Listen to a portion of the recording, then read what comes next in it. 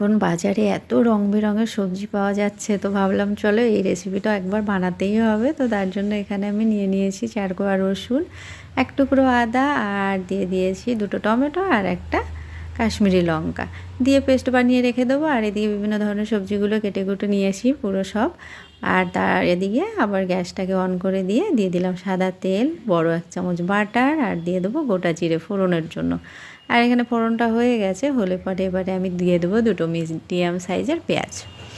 পেঁয়াজটা একটু ভাজা ভাজা হলে পরে এর ভিতরে আমি যে মশলাটা রেডি করে রেখেছি ওটাই দিয়ে দেবো।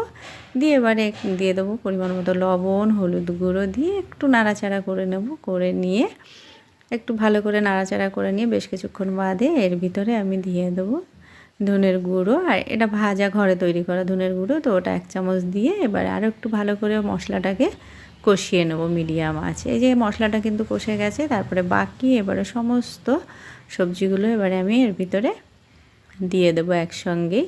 এবারে একটু নাড়াচাড়া করে নিয়ে এর ভিতরে এবারে দিয়ে দেবো পরিমাণ মতো জল। এখানে খুব বেশি জল আমি দেব না, তারপরে আবার বেশি জল হয়ে গেলে কিন্তু এটাকে আবার টানাতে হবে। তো জল দিয়ে এখানে আমি ঢাকনা লাগিয়ে 4-5টা সিটি দিয়ে নেব। এখানে কিন্তু প্রেশার কুকার এবারে খুলে নেব, নিয়ে এবারে তাও কিন্তু অনেকটা জল বেরিয়েছে। তো এবারে একটু ম্যাশার দিয়ে ভালো করে যে ম্যাশ করে নিয়েছি। এবারে আমি একটা কড়াই নিয়ে তাতে কিছুটা বাটার দিয়ে এবারে একটু পেঁয়াজ কুচি দিয়ে দেবো একদম কুচি কুচি করা ক্যাপসিকাম, একটু টমেটো দিয়ে এবারে এর ভিতরে দিয়ে দেবো পেঁয়াজ পাতা। ওটা সুন্দর করে একটু হালকা ভেজে নেব, যেহেতু ওখানে সব সিদ্ধ সবজি, তো এর ভিতরে দিলে একটু ক্রাঞ্চি ভাবটাও আসবে আর ভালোও লাগবে খেতে। এখানে কিন্তু আমি সাইডে প্রেশার কুকারটা বসিয়ে দিয়েছিলাম গ্যাস অন করে। আর এদিকে দিয়ে দেবো ওই যে মশলাটা রেডি করলাম, তো ওটাই এবারে দিয়ে ভালো করে নাড়াচাড়া করে নেব। নিয়ে এবারে এর ভিতরে দিয়ে দেবো 2 চামচ মতো পাওভাজি মশলা, আর দিয়ে দিয়েছি কাসুরি মেথি, আর দিয়ে দেবো বেশ কিছুটা ধনেপাতা। এবারে কিন্তু দেখো কালারটা এত সুন্দর এসছে না। আর এদিকে একটা তাওয়া নিয়ে নিয়েছি, দিয়ে দেবো এতে বাটার, আর দিয়ে দেবো ধনেপাতা কুচি।